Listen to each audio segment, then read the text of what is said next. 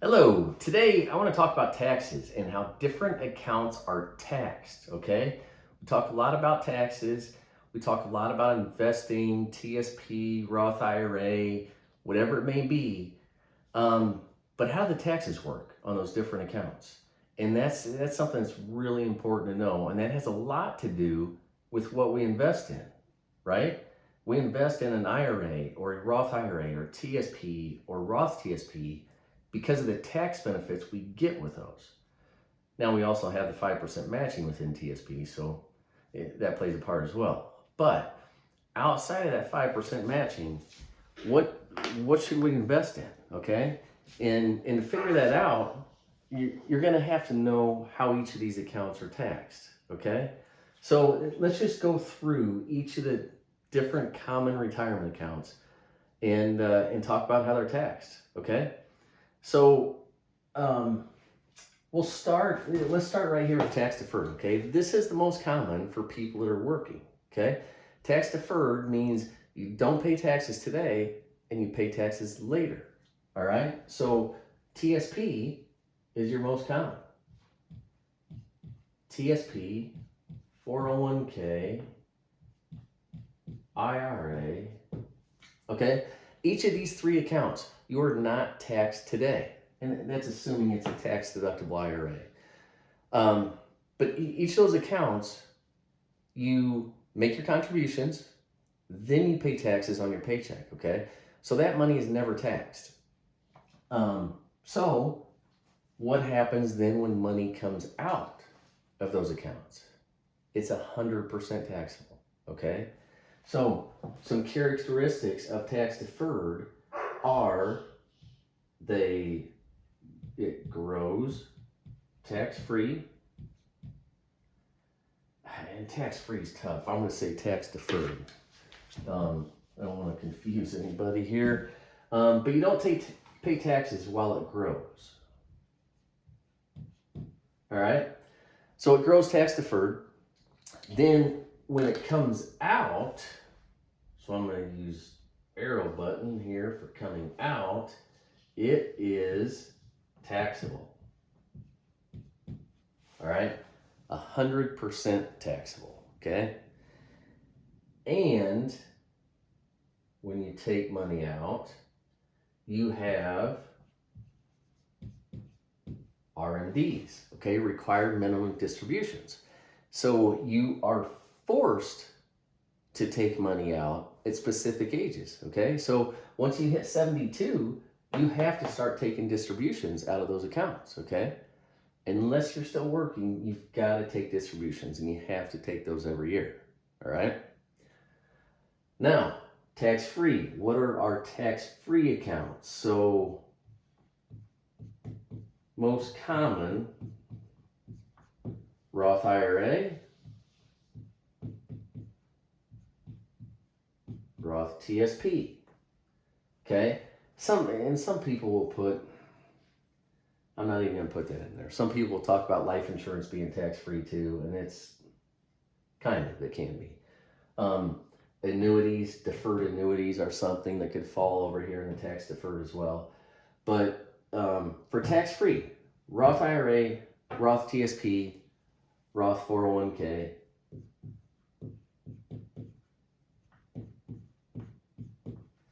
Also over here, you've got deferred comp, which is common in some jobs, not for federal employees, but some other professions. So over here, tax-free, Roth IRA, Roth TSP, Roth 401k. Okay, what does tax-free mean? That means it grows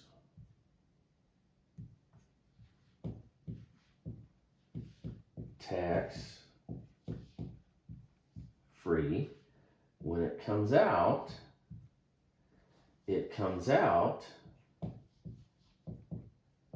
tax-free.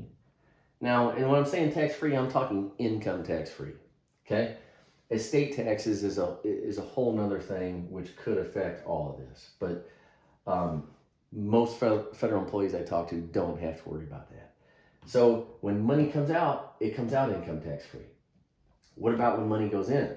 When money goes into a Roth IRA, that money's already been taxed. So if money goes into your Roth TSP, if your paycheck is $3,000 and you're putting $500 into Roth TSP, then you pay taxes on the $3,000 and then you put your $500 contribution into Roth TSP, okay? It is considered after tax money, all right? And the reason that you have access to your principal within a Roth IRA, so you may have heard me talk about that or people talk about that before, that you have access to your principal in a Roth IRA prior to 59.5. The reason for that is because it's after tax money. You've already paid taxes on it. Where if you were to access money in an IRA prior to 59.5, you're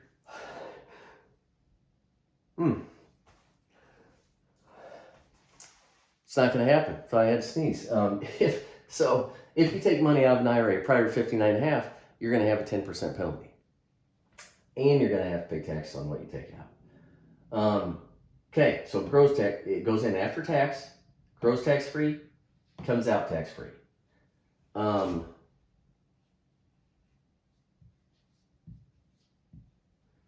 I'm gonna say this with a caveat here. So RMDs on a Roth IRA, you do not have any RMDs or required minimum distributions. All right, you are not forced to take money out at the age of 72 like you are with an IRA. But money in Roth TSP does have RMDs, okay? So if you retire and you leave money in Roth TSP, you have to take required minimum distributions from there. And I believe that Roth 401ks are the same, where you do have to take distributions from those accounts at the age of 72. But you've got an easy out. All you have to do is transfer those accounts to a Roth IRA, and then you can avoid the required minimum distributions, okay? So that's a big difference between a Roth IRA and then Roth TSP and Roth 401k, is that you do not have required minimum distributions with a Roth IRA. Okay, so that covers tax-free for the most part. Okay, now taxable. And what's taxable? Taxable accounts are a bank account, your,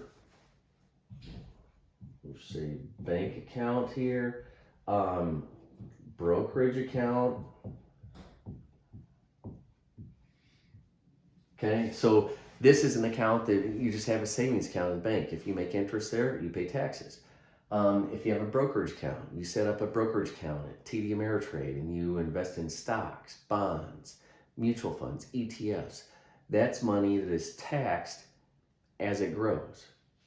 And then possibly when you sell it as well, okay? So taxation on these accounts is a little different. And I'll give you an example or two of the most common ones. So most common is investing, say, in a stock mutual fund.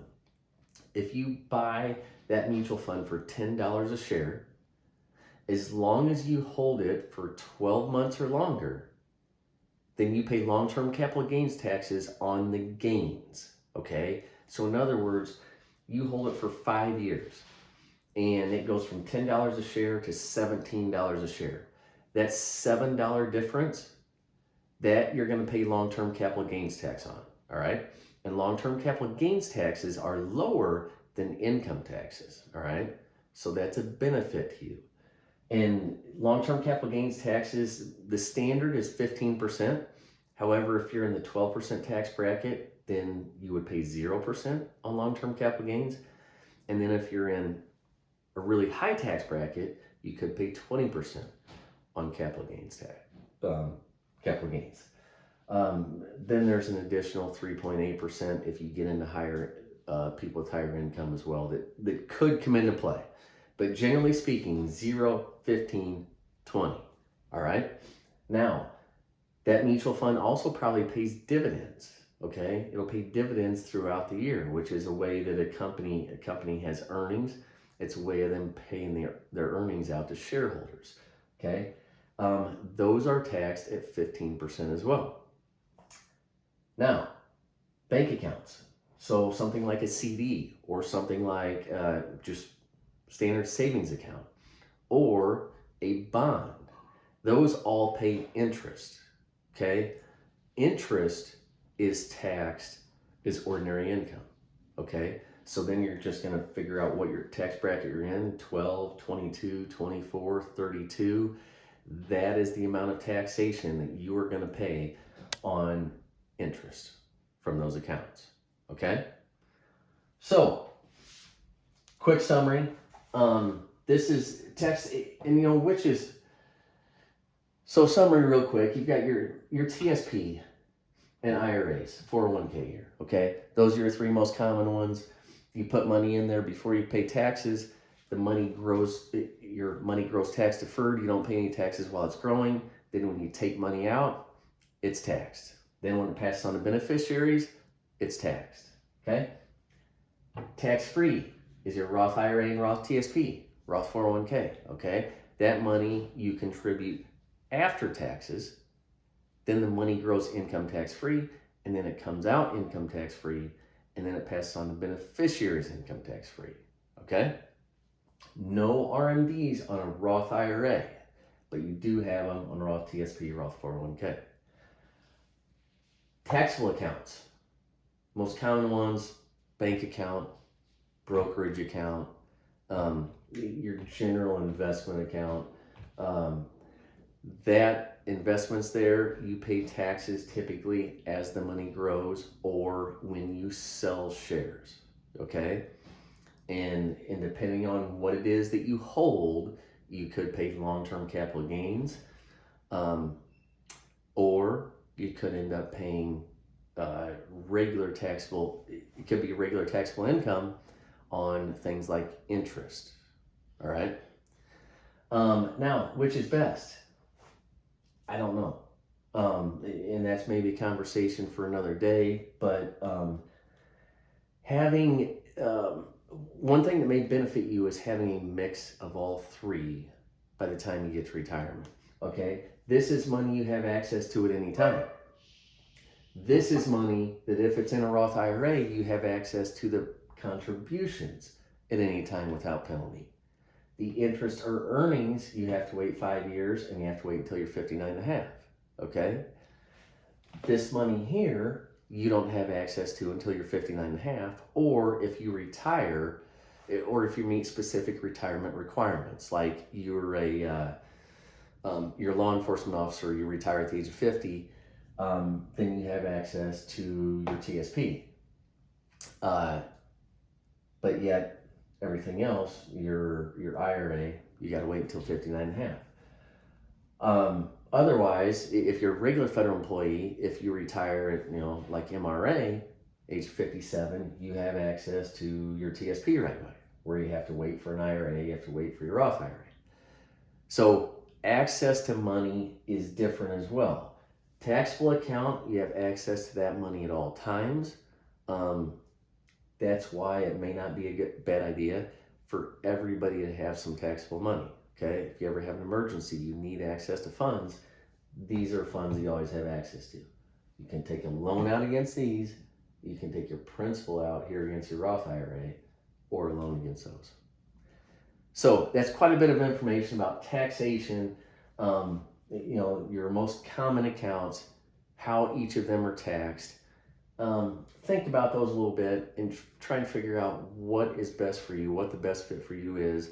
And it may be that a combination of all three, and maybe not in direct proportion, not a third, but yet contributing to all three may be best, okay? It may benefit you when you get closer to retirement.